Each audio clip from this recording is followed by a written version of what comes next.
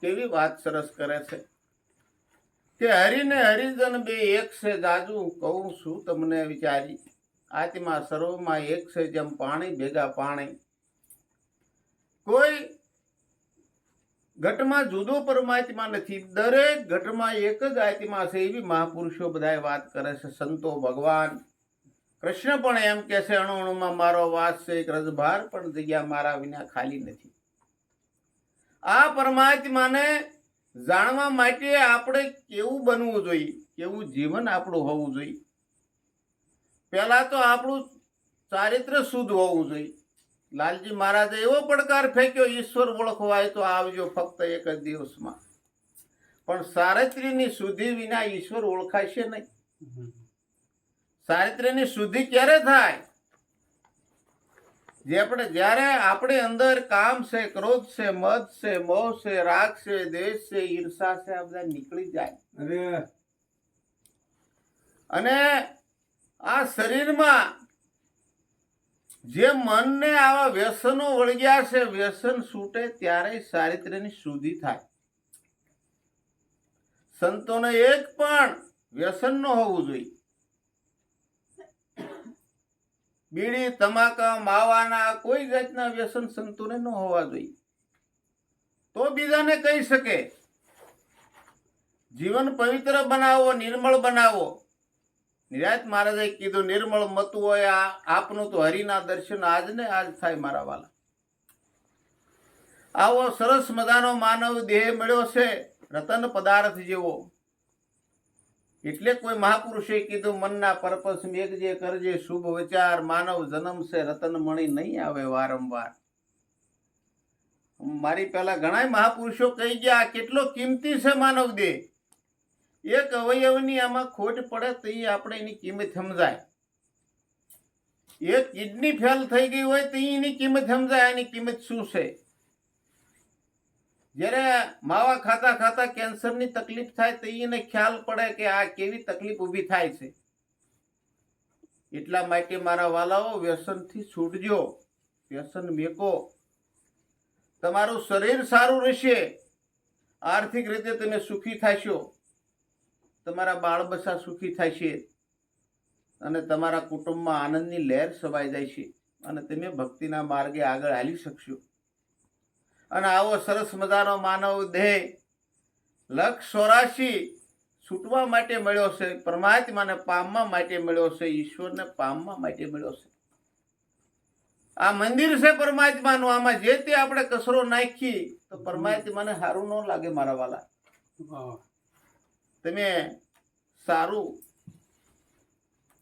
પરમાત્માનું ભજન કરો. સારું ખાવાની ક્યાં વસ્તુ પરમાત્માએ થોડી બનાવી છે. એટલે ચારિત્ર્યની શુદ્ધિ વિના આ અદ્વૈત જ્ઞાન પ્રાપ્ત થતું નથી. અને જ્યાં સુધી અદ્વૈત જ્ઞાન ન થાય ત્યાં સુધી આ જીવાત્માને પરમ શાંતિનું સુખ કોઈ મળતું નથી. એટલા માટે આવા તત્વદર્શી સદગુરુ શરણે જવાની જરૂર છે. આવા મહાપુરુષો ધર્મનો માપદંડ લઈને આ જગતમાં ફરે છે. સુધારવા માટે આ જગતને જીવાત્માને પોતાનું ખરું સ્વરૂપ બતાવવા માટે આવા મહાપુરુષો રાત દિવસના ઉજાગરા કરીને ફરે છે કે જાગે પોતાના નિજ સ્વરૂપમાં અને સારી રીતે જીવન જીવે. અને ઈશ્વર તમારાથી જરાય છેટો નથી, તમારા ઘટમાં બોલી રહ્યો છે. ભક્તે કીધું એક દાસ ભક્ત, તારા ઘટમાં ગોવિંદ બોલે, બહારીની સીધ ગોતે. તારા ઘટમાં છે ઘાણ હીરાની, અને ગોત્યા વિનાનો અજ્ઞાની ગરીબી નથી મટવાની. જેની આગળ આત્મ ધન છે એ બધાથી મોટો ધનવાન છે. બાકી કરોડો રૂપિયા છે ધનવાન નથી, કંગાળ છે. એટલે આત્મ ધન મહાપુરુષો કહે છે આજ્ઞાકારી પુત્રો હોય, કયા કરી પત્ની હોય, એની આગળ સ્વર્ગનું સુખ હારી જાય છે મારા વાલા. કરવા જેવી તો સેવા છે, લેવા જેવું તો હરિનું નામ છે. ભક્તિ ક્યાંથી શરૂ કરવી? મા બાપની સેવા કરો. મા બાપ આપણું પહેલું પગથિયું છે, જન્મદાતા છે. અને આપણને પાપા પગલી સલાવીને આ ઉંમરે પહોંચાડ્યા છે. અને પછી એમાંથી ટાઈમ રહે તો સદગુરુ શરણે જાઓ. સદગુરુ મોક્ષથી દાતા છે, મોક્ષ અપાવે. રતન પદાર્થ જેવો માનવ દેહ મળ્યો છે અને ઈશ્વરનો ભેટો કરાવી દે, પરમાત્માનો ભેટો કરાવી દે એવી આપણને એક તક મળે છે. એવું ટાણું મળ્યું છે મારા વાલા, ચૂકવાનું નથી. અને આવો સરસ મજાનો અવસર વારંવાર મળતો નથી. કોઈ મહાપુરુષે કીધું છે મન એટલું સંસળ છે, દાસી જીવન નહીં એમ થતું.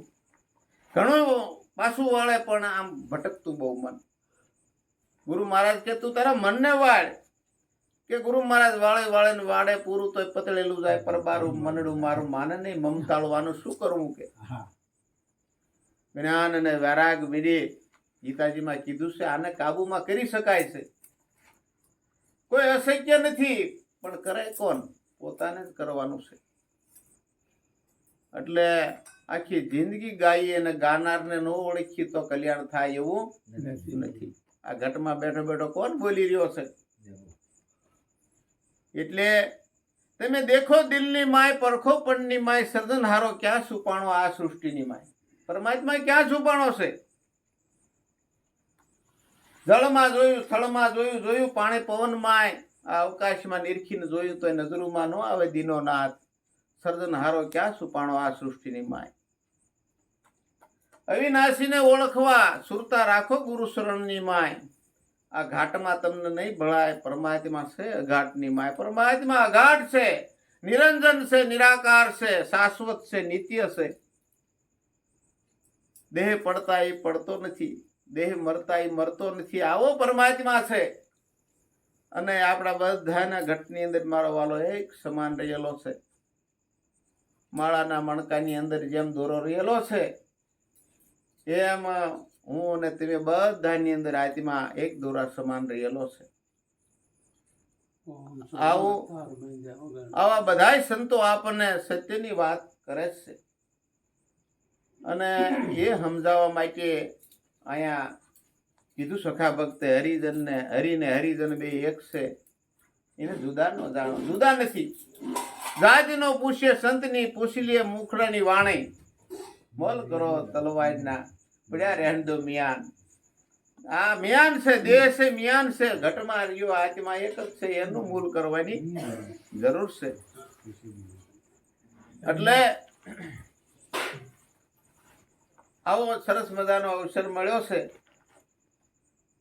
અને થોડો ખખડાટ થાય કે માણસનું મન કેટલું સંસળ છે, ક્યાંનું ક્યાં પૂગી જાય છે. એટલે એક શબ્દ ગુરુદેવ કા તાકા અનંત વિચાર થાકે, મુનિજન પંડિતાનો વેદ નો પામે પાર. એટલે ક્યાંથી આવ્યો મારો આત્મા, એની મને દે નિશાની. ક્યાંથી આવ્યા ને ક્યાં જશો, સાસુ કયો ને સહેલાણી.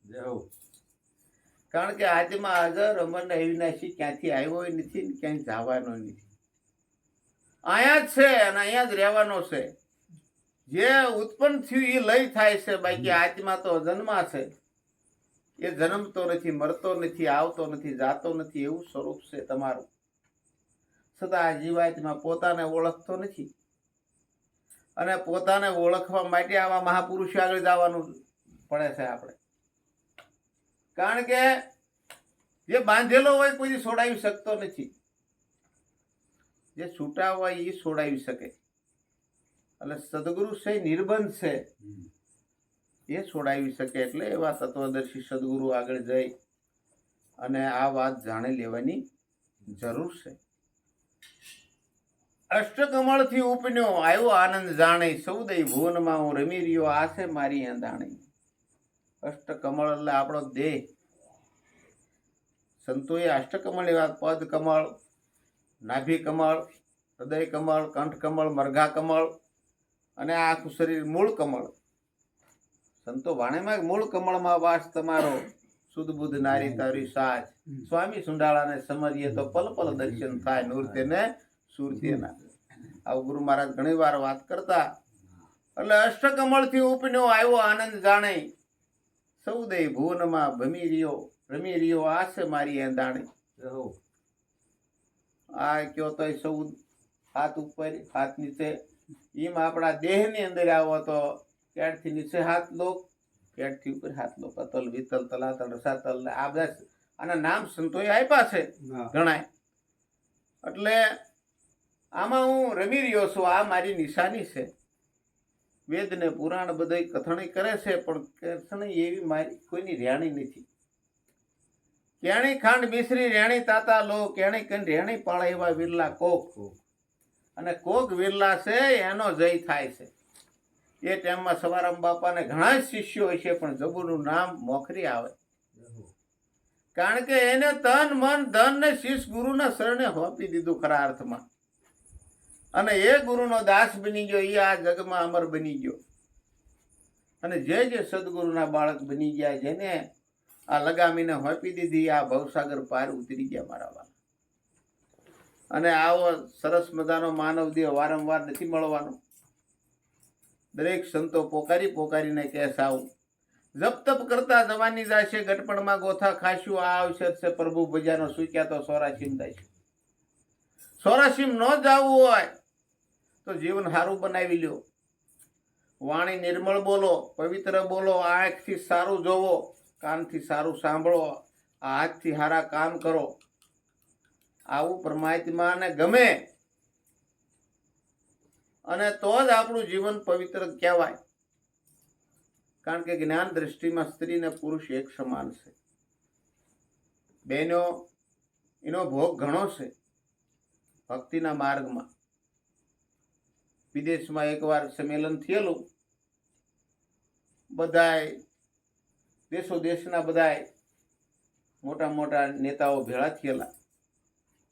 કોઈ અમેરિકા વાળાએ કીધું અમારી બહેનો પ્લેન ચલાવે, કોઈ કીધું કે સ્ટીમર ચલાવે,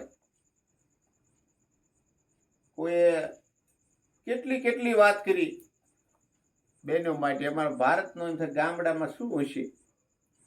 ભારતનો એક ભાઈ ગયો તો કે તમારી બહેનો પ્લેન ચલાવતી હશે, સ્ટીમર ચલાવતી હશે, વિમાન ચલાવતી હશે, પણ અમારી બહેનો એવી ભારતમાં છે કે યમરાજા પાસેથી પોતાના પતિના પ્રાણ પાછા લઈ આવે છે. આવી સતી નારીમાં તાકાત છે. રામદેવજી મહારાજે કીધું સતી પુરુષ વિના જામો નહીં જામે, સતી નારી વિના ધર્મ નહીં હાલે. સત્યા થઈને સદાય સત્યમાં ખેલો, સતની છે સદાય સવાય. બાળનાથ શરણે બોલ્યા પીર રામદેવ, સતની આગળ નથી બીજું કાંઈ. અને એ સત આપણને ગુરુ મહારાજે બતાવ્યું છે અને એ ધારાએ હાલવાનું છે. અને બહેનો પોતાના પતિને પરમાત્મા માને અને એના વચનમાં વર્તે તો એનો સ્વર્ગ અહીંયા જ છે, ક્યાંય જવાની જરૂર નથી. કોઈ 33 કરોડ દેવી દેવતાઓને પૂજવાની જરૂર નથી. કારણ કે એ 33 કરોડ દેવી દેવતાઓ આની અંદર વસી રહ્યો છે. દરેક ઘટમાં પરમાત્મા વસી રહ્યો છે. અનેક રૂપે વાલો મારો આ ઘટમાં જ છે. એટલે કે તારા ઘટમાં ગોવિંદ બોલે બહારીને સિદ્ધ ગોતે, તારા ઘટમાં ખાણ હિરાનીને ગોત્યા વિનાનો અજ્ઞાની છે. જેમ મૃગના નાભીમાં કસ્તુરી હોય પણ એને સુગંધ આવે એટલે વન વનમાં ભટકે, પણ કોઈ આવા માલમી પુરુષ મળી જાય કે ભાઈ તારી નાભીમાં કસ્તુરી છે તો મેળ પડી જાય એવું છે. એમ સંતો આપણને ચેતવે છે કે જાનારા જાતા રહ્યા સક પણ એના સાંભળે, લાખો ને કરોડો દેતા જાનારા પાછા મળતા નથી. જે આ દેહ પડીને ક્યાં જાય છે, અંદર જે ઘટમાં બેઠો હોય ક્યાં જાય છે, આવા બધા મહાપુરુષોને ખબર છે. એટલે એને 84 ની માથે રહેતી નથી. અને આવો સરસ મજાનો અવસર મળ્યો છે, ચૂકવાનો નથી. આખા ભગતે બધાએ આ વાત જાણી લીધી છે. આજનો દિવસ આનંદનો રુદિયામાં વિસળ ઉજ્યો, જીવને શિવનો સંશય ટેળો, માર્ગ તો મોક્ષનો સૂજ્યો. તેજ પવનને પૃથ્વી અનળને આંબુ, પાસઈને શૂન્યમાં સમાવો તો શેષ વધઈ શંભુ. વિના પૃથ્વી પાવ પલટ્યો, વિના વાટે દીવો, જે ઘરે મુવા પછી જાવ એ ઘર જીવતા જોવો. દેહ પડી જાય જે ઘરે જવાનું છે એ જીવતા આવા મહાપુરુષો બતાવે છે એ ઘર. અને એ ઘર જાણ્યા પછી આ જીવાત્માના જન્મ મરણ રહેતો નથી. અને નહીં, અને એ ઘરે પહોંચવાની સદગુરુ મહારાજ સૌને શક્તિ આપે એવી પ્રાર્થના. બોલો સદગુરુ મહારાજની જય.